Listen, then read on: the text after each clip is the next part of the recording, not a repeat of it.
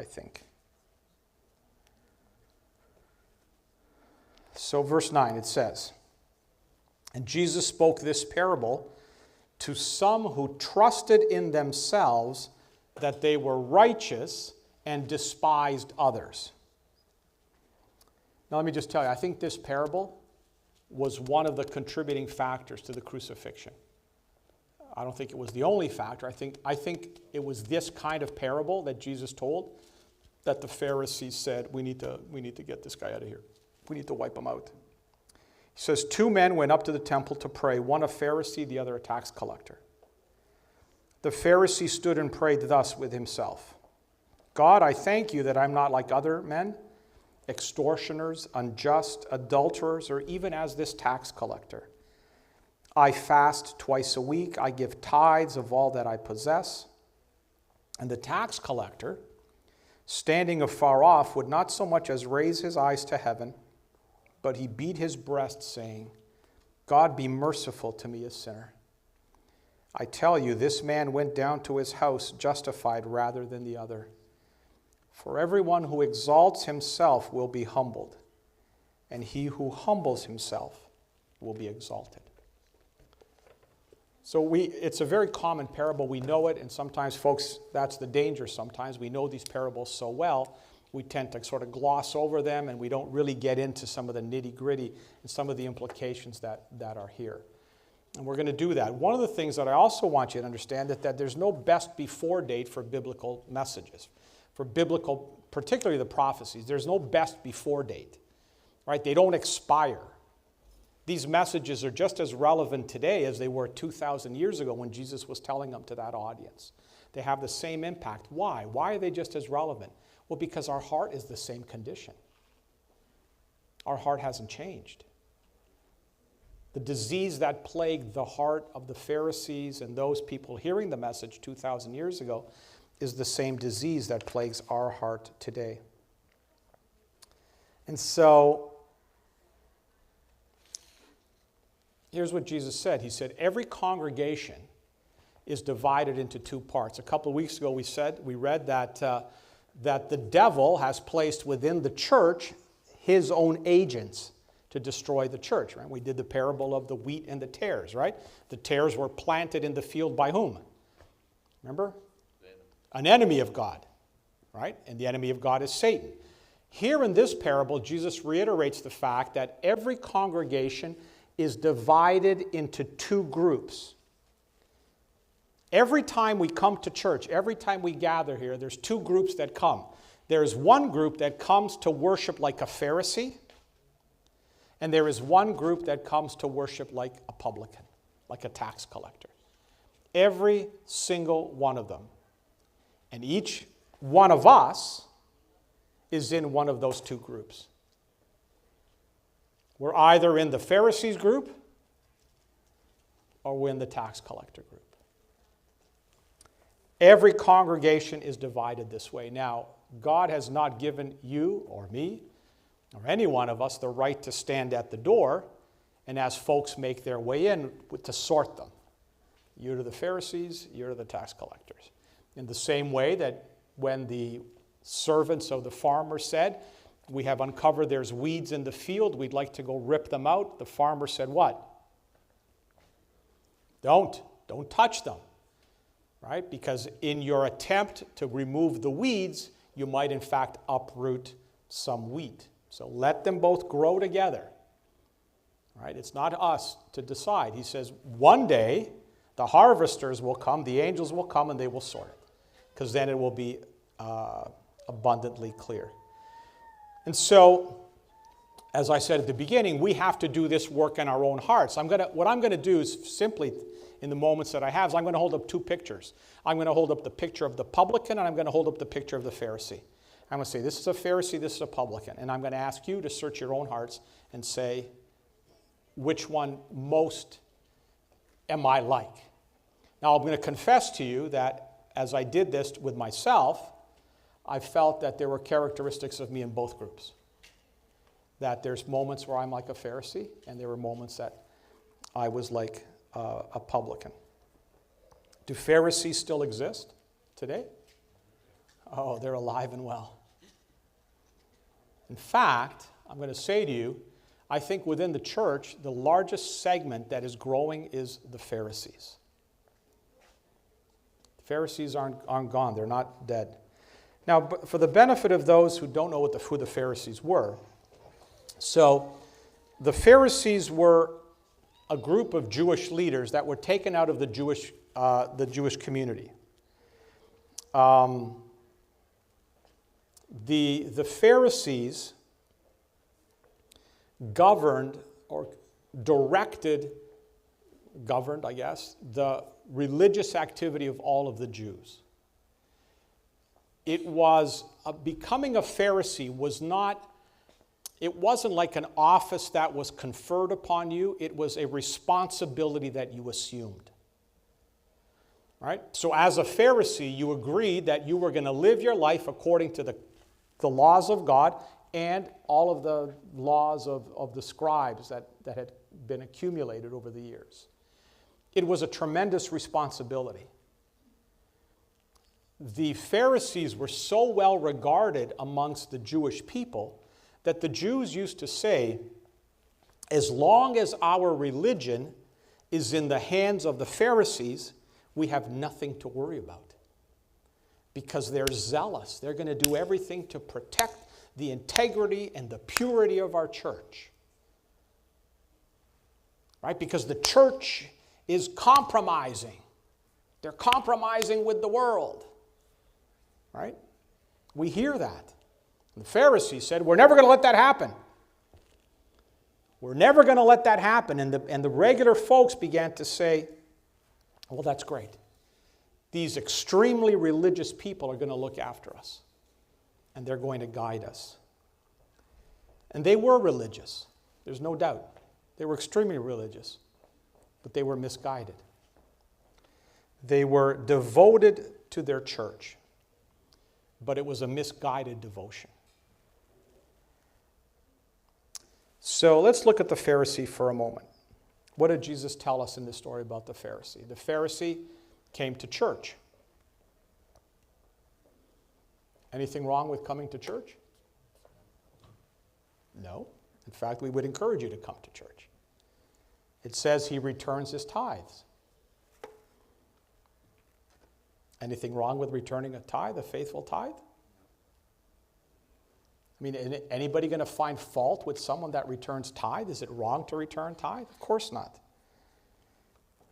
What else? He prays. Right? It said he prayed. He came to church and he prayed. Anything wrong with prayer?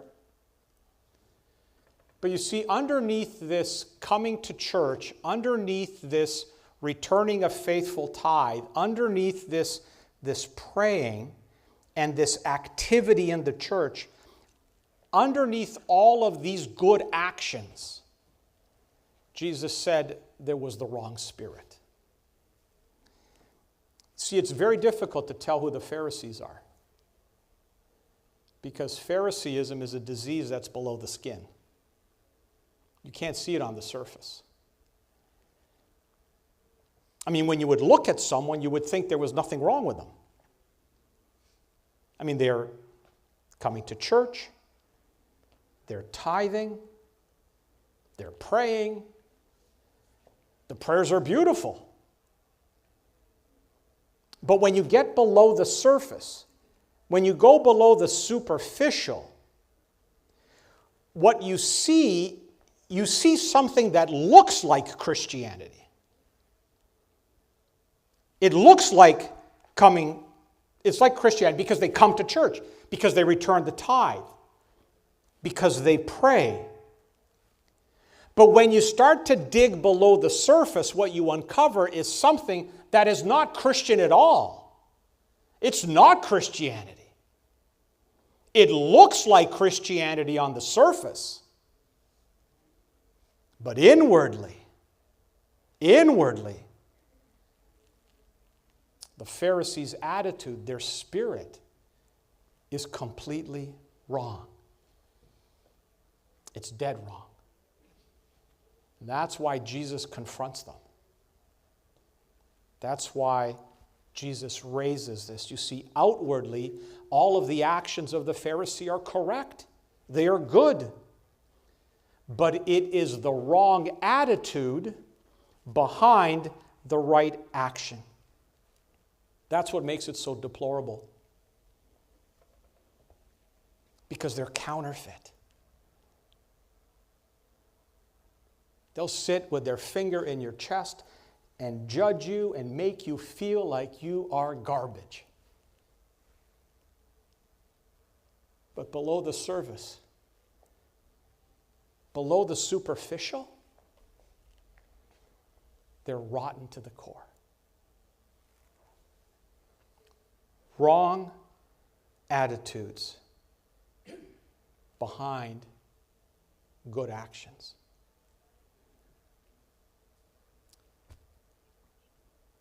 You see, wrong actions are easy to detect. What people do, it's easy to say, that's wrong. But wrong attitudes, that's much more difficult to decipher. Critical attitudes, negative attitudes, destructive attitudes, those are very difficult to detect.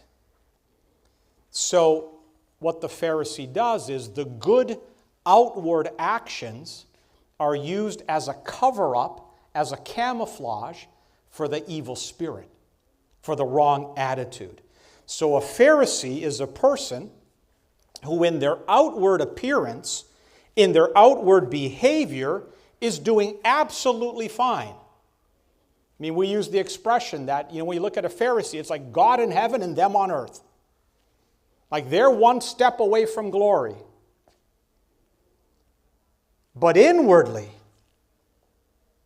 in their heart, they're absolutely wrong. Because the attitude is wrong. That shouldn't come as a surprise to us. Because in John's messages to the churches, in fact, to the last church, the Laodicean church, in Revelation chapter 3, have they taken Revelation out of my Bible? Nope, good. Revelation chapter 3 and verse 17, right, speaking of the Laodicean church, right, it says, because you say, I am rich, have become wealthy, and have need of nothing, and do not know that you are wretched, miserable, poor, blind, and naked. You see, you can't come away from a reading of the message to the Laodicean church, which we believe represents Seventh-day Adventism in its final configuration. You can't come away from a reading of the message to the Laodicean church without a conviction that Laodicea is dealing with this problem, that outwardly everything is fine. Outwardly everything is beautiful. But inwardly, the words of John that came from Jesus, you are wretched, you are miserable, you are poor, naked, and blind. So Phariseeism did not die in the first century. Phariseeism is the prevailing sin of God's people today. And becomes obviously clear that Laodicea not only does not recognize that in itself, it doesn't want to accept it. This parable invites us very serious and solemn examination of our own mind, our own attitudes, to analyze our own behavior. So I'm asking you to search your hearts today. One of the basic facts of this story that I find fascinating is that it all took place in the church. It took place in the temple. The two men, it says, went to the temple to pray. Both of them went to the temple. And this tells us a great deal. You see, the Jews loved to go to the temple. If a Jew was in walking distance, one of the reasons why you see synagogues concentrated within Jewish communities is the Jews like to walk to synagogue. If a Jew was within walking distance of the synagogue, the temple, in those days, they would go to the temple three times a day. A Jew knew that they could pray anywhere. We saw Jesus prayed in a garden. They knew that their prayers would be answered if they prayed anywhere. The importance was to pray. But if they had a really special request, right? If they had something that they wanted God to attend to particularly, then what they would do, they would go to the temple. They would make the effort to get to the temple and present their petition before God in the temple.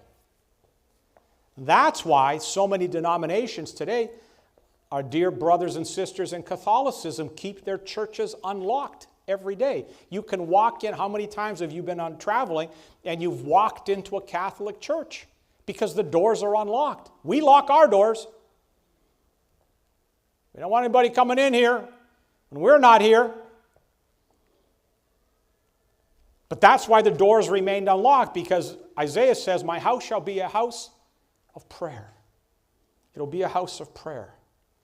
Church doors were left unlocked so people could come in and that they could pray. See, because they believed if they could get to the church, if they could be there and pray in the church, then the prayer of their heart would resonate more. God would be more inclined to answer their prayer. And so the fact that both of these men invested the time and the effort to go to the temple says they're both extremely serious. They want their prayers answered. That's why they didn't pray in their home. That's why they went to the temple. They're both very serious about their requests, because if they hadn't been, they would not have invested the shoe leather to get there. Now, these two men, Jesus said, look at these two men. You see their attitudes towards themselves. Both of these men stood apart from the crowd. Both of these men came into the temple. There were people apparently already there, but both of them separated themselves from the crowd, both the Pharisee and the publican. The Pharisee stood apart from the crowd because he said, I'm not going to stand with those scoundrels because I'm better than them. I'm not going to mix with that filth. I'm not going to go near them. And so he stood a ways off. He separated himself. The publican, the tax collector, also separated himself. But he separated himself because he thought, I'm not worthy to be near those people. They are so much holier than I am. I am just a wretched sinner. So let me tell you something. Let me make an observation right here. Be careful of people that stand apart from the people of God. Be careful. There's always something seriously wrong with someone that says, I can't be a part of it. I need to step aside. They're too corrupt. They're letting the world into the church. I need to stand by myself. I need to stand apart. Be very careful of people like that. There's always something seriously wrong with them. When a person isolates themselves or stands apart because of their attitude or because of their behavior from the body of God's people, then there's something wrong. There is something seriously wrong. When Jesus came, was there something wrong going on at the temple? Absolutely there was. Jesus knew that. He recognized how bad it was. How many times did Jesus boycott the church? How many times did Jesus say, I'm not going to go there? He never boycotted church attendance.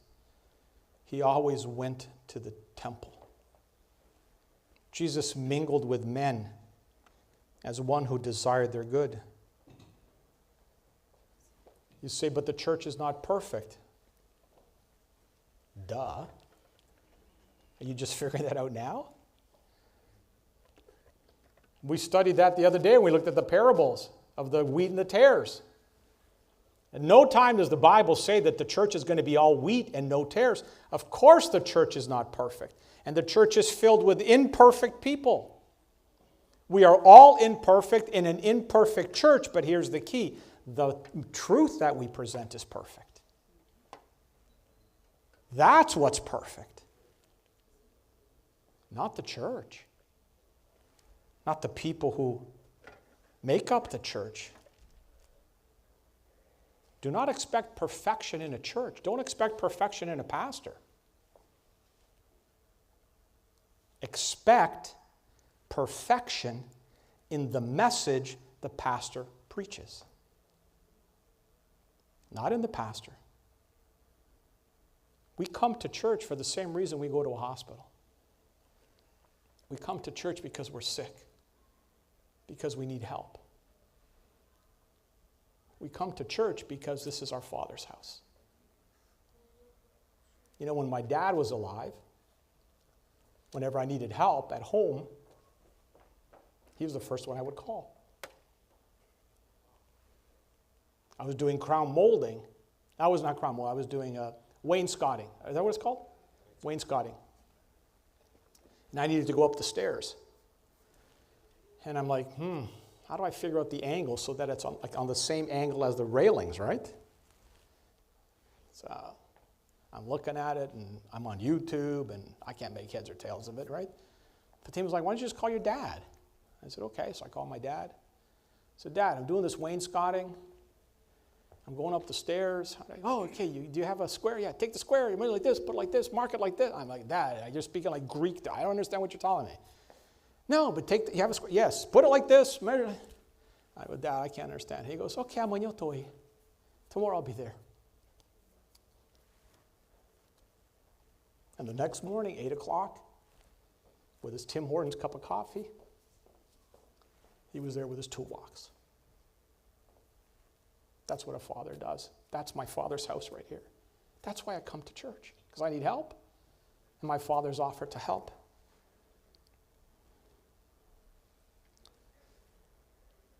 We don't come to church because we're strong. We come to church because we're weak. We don't come to church because we're well. We come to church because we're sick. And this is the place we come for help. So don't expect perfection in the people. We're all in the same boat. Expect perfection in the message of God. You know, in some ways, these two men were a lot alike. They both believed in God. They both had a deep commitment with God. Their commitment was not a cheap commitment. How do we say that? Well, they came to church. That's a big commitment already. Right? Some of you know what it's like Sabbath morning when you get up and you're like, ugh. I worked hard all week. All right? I know. Because there's Sabbaths that I feel like that too. Right? There's Sabbaths that I feel, I just want to call in sick. Right? Stay home. They came to church. You know, when I was doing a lot of traveling for It Is Written, I'd be on a plane and inevitably, you sit down with someone. People don't talk so much on planes anymore. They put their headsets on and they kind of just chill out. But if somebody hadn't, I would say, hey, how's it going? What's your name? Oh, so-and-so. Inevitably, what do you do? Right? I tell them, I'm a pastor. And you have this look on their face like, ooh, I got to sit next to the pastor. Of all the people on the plane, I got to sit next to the pastor. Right? And then when the turbulence came, then they were happy they're sitting next to the pastor. All right? So I'm a pastor. And I'd inevitably at some point I'd say, do you believe in God? And let me tell you something. You're not going to find an atheist at 35,000 feet in a metal tube doing 1,000 kilometers an hour. And they'd go, yeah, I rarely I can remember anybody said to me, I don't believe in God. Do you believe in God? And they'd say, yeah. I said, do you go to church? And they'd get kind of sheepish, right? And they'd like, probably not as much as I should. I said, can I give you a word of advice? Go to church. Find a church. Go to a church. These men went to the temple. They had a commitment. Their commitment was at least deep enough that they went to church. They went there. And so, what else do we know about them? If I can find my They gave to the church. Right? The Pharisee said, I give tithes of everything that I get.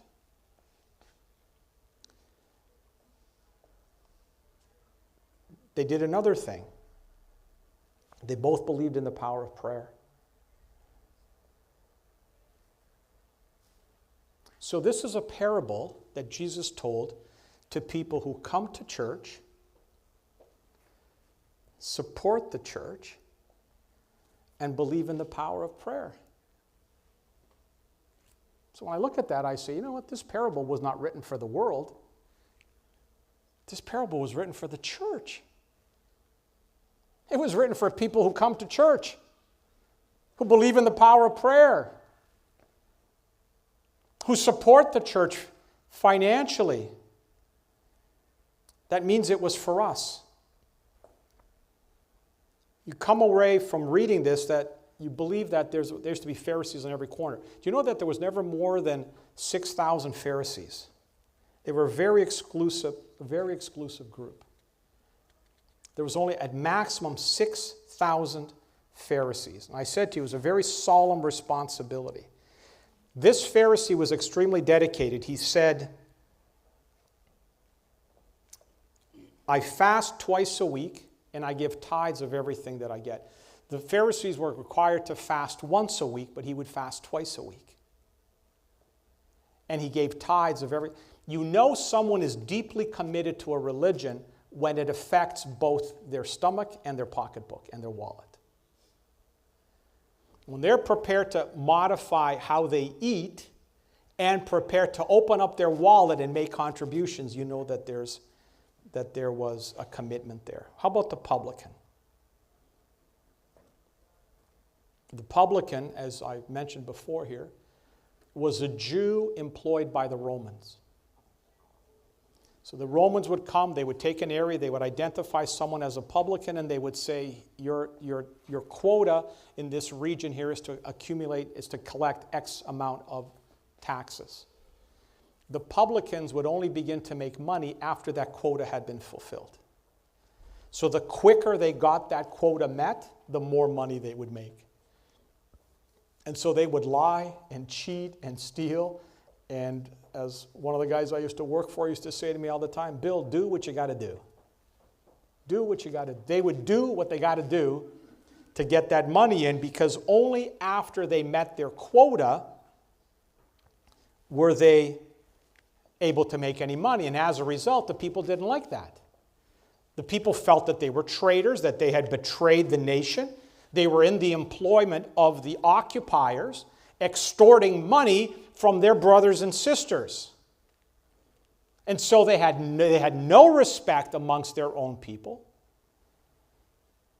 And they were not seen in very good eyes. And so you compare these two men, and you've got this publican who spends his life exerting a corrupting influence upon other people. He spends his whole day trying to figure out, how can I suck more money out of these people? And you've got a publican who spends every hour of every day worried about how the church can stay on the narrow path. I mean, the contrast between these two. And so it was obvious that the people would say, well, the Pharisee is the better of the two. After all, this guy, every waking hour, his worry is, how do we make the church better? How do we stay on our task? How do we move the church forward?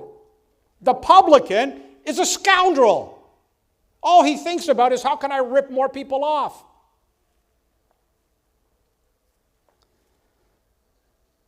The Pharisee was the most respected member of the church. And the publican was the most despised member of society. Here's where the heart searching takes place. We're going to take a couple more minutes. The Pharisee's prayer. God, I thank you that I'm not like other people, swindlers, unjust, adulterers, even like this tax collector. I fast twice a week. I pay tithes of all that I get. I.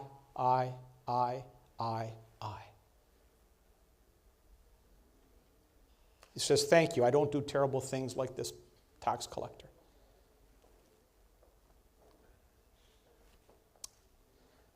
I'm not an adulterer. Guess what? He wasn't an adulterer. I fast twice a week. Guess what? He fasted twice a week. I pay tithes of everything that I get. Guess what? He paid tithes of everything he got. His life was free of lust. His life was free of greed. Outwardly, he was an extremely pious man. Outwardly, he was to be respected. He was extremely conscientious. But look at that prayer. God, I thank you that I'm not like other people, swindlers, unjust, adulterers, or even like this tax collector. I fast twice a week. I pay all the tithes of all that I get. Did you notice something there besides the I? He didn't ask for anything. He didn't ask God for anything. You see, because in his mind, he doesn't need anything. He's self-sufficient. He's got no perception of what his own needs are. He makes no requests. He has no feeling of his own personal guilt. He didn't pray for anyone. His prayer was, thank you that I am such a good person, unlike all these other losers. Boy, God, you're lucky to have me. Man, oh man, what would you do without me? Totally self-sufficient. There's a warning there. Because we sometimes think, because there is no scandalous sin in our lives, because we're not committing adultery, because we're not stealing, because everything in our life outwardly is good, that somehow we're bound for glory. But I hate to tell you.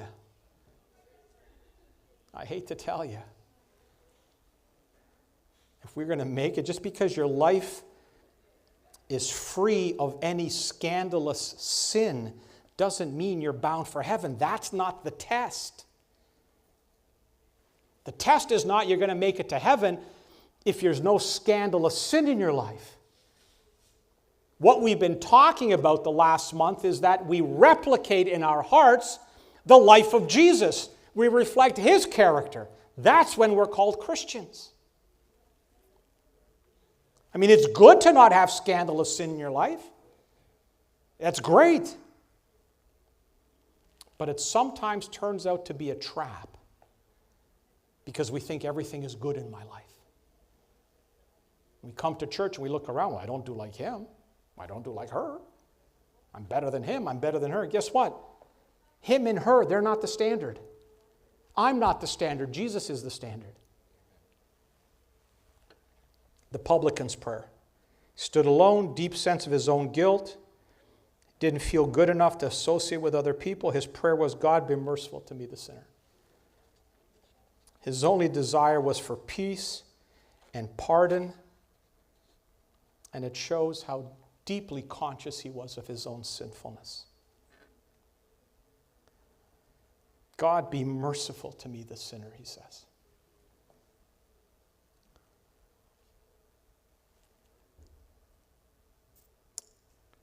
You know, the Pharisee comes to church with their head on a swivel.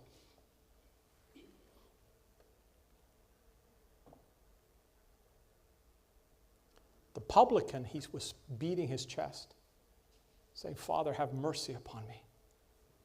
I'm a horrible sinner. The Pharisee, they come, their head is on a swivel. Oh, let's see who's here. Oh, let's see what's going on here at church today. And then they go out into that friggin' hallway out there and try to poison other minds. You wonder why sometimes our kids don't come to church? How do you talk about the church at home at lunch hour? What do you say about the church at home? And you wonder why they don't want to come?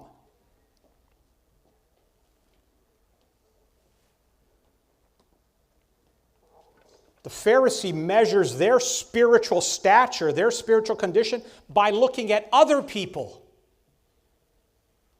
And there's always going to be someone doing worse than you, because the devil knows where to hit you. He knows where to hit me. And where he hits you may not be a weakness for me. So it's very easy for us to say, I would never do that. I would never do what he's doing.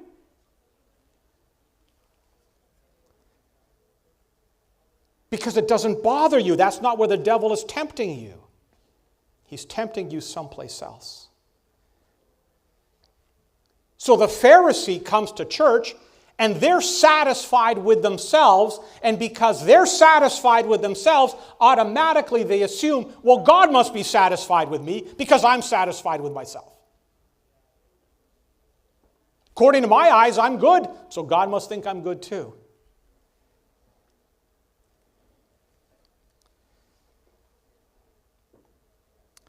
So here's a warning.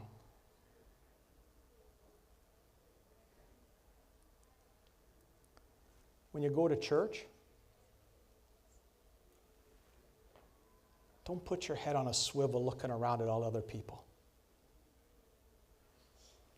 Because if you do, then you're acting like a Pharisee.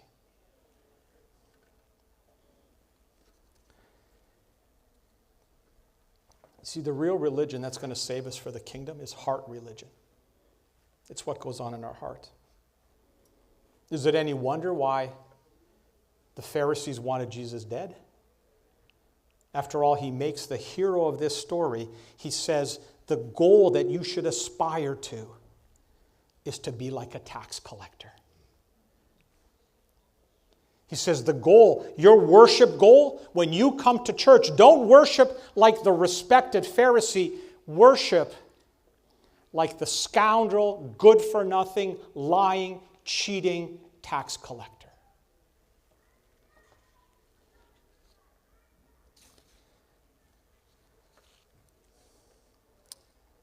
There's so much more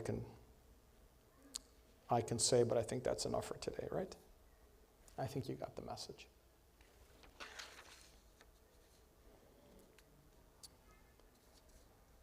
Let me just tell you this. It is easier for God to save an adulterer, a thief, an extortionist, a no-good, lying, cheater, scoundrel, scumbag, than it is to save a self-righteous Pharisee.